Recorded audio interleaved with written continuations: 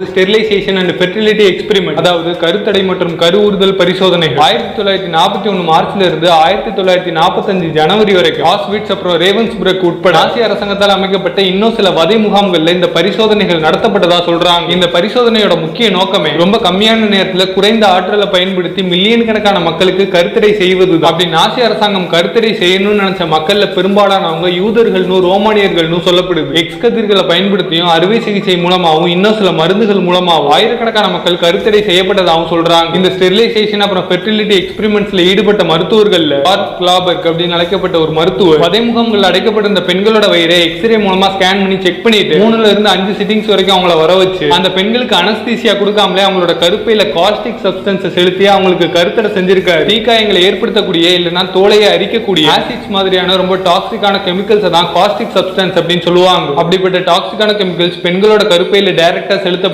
அவங்களுக்கு கருத்தடை செய்யப்பட்டுச்சு. இந்த பரிசோதனைக்கு பயன்படுத்தப்பட்ட பல பெண்கள் இறந்து போனாங்க. சிலர் நிரந்தர காயங்களுக்கும் தொற்றுகளுக்கும் ஆளானாங்க. இந்த பரிசோதனைக்கு ஒத்துக்காம எதிர்த்த பெண்களை பார்க் கிளாபர்க்ங்கிற இந்த மருத்துவர் மூலமா கேஸ் சேம்பர்ஸ்க்கு அனுப்பப்பட்டு கொல்லப்பட்டாங்க. இதுக்கடுத்து கருத்தடை செய்யறதுக்காக அயோடின் அப்புறம் சில்வர் நைட்ரேட் கலக்கப்பட்ட ஒரு சொல்யூஷனும் பயன்படுத்தப்பட்டிருக்கு. இந்த சொல்யூஷனை உடம்புல இருக்கிற நரம்புகள் வழியா இன்ஜெக்ட் பண்றது மூலமா வதை முகாம்கள்ல இருந்த கைதிகள் கருத்தடை செய்யப்பட்டதா சொல்றாங்க. ஆனா இந்த முறையில பிறப்புறுப்புல இருந்து ரத்தம் வெளியாகிறது, கடுமையான வயிற்று வலி அப்புறம் கர்ப்பப்பை புற்றுநோய் உட்பட சில பக்க விளைவுகள் இருந்ததாகவும் சொல்லப்படுது. இதனால இந்த கெமிக்கல் சொல்யூஷன் மூலமா கருத்தடைக்கு உட்படுத்தப்பட்ட பல பெண்களுக்கு அறுவை சிகிச்சை மூலமா கர்ப்பப்பை அகற்றப்பட்டதாகவும் சொல்றாங்க. அடுத்ததா ரேடியேஷனை பயன்படுத்தி கருத்தடை செய்யவும் முயற்சி செஞ்சிருக்காங்க. அதாவது ஒரு குறிப்பிட்ட அமௌண்ட் ஆஃப் ரேடியேஷனை பெண்களோட வயிற்றுல செலுத்தி கருத்தடை செஞ்சாங்க. அதுலயும் குறிப்பா எக்ஸ்ரே கதிர்வீச்சு முறை பெரிய அளவுல கருத்தடை செய்யறதுக்கான ஒரு முறையா பயன்படுத்தப்பட்டதா சொல்லப்படுது. இந்த எக்ஸ்ரே கதிர்வீச்சு பெண்களுக்கு அவங்களோட வயிற்றுலையும் ஆண்களுக்கு அவங்களோட பிறப்புறுப்புலையும் செலுத்துறது மூலமா அதிக அளவிலான எண்ணிக்கையில கருத்தடை செய்யப்பட்டதா சொல்றாங்க. ஆனா இந்த ரேடியேஷன் முறையை பயன்படுத்தி கருத்தடை செய்யப்பட்ட கைதிகள் தீவிரமான தீக்காயங்களுக்கு ஆளானாங்க. கருத்தடை செய்யறதுக்கு இன்னொரு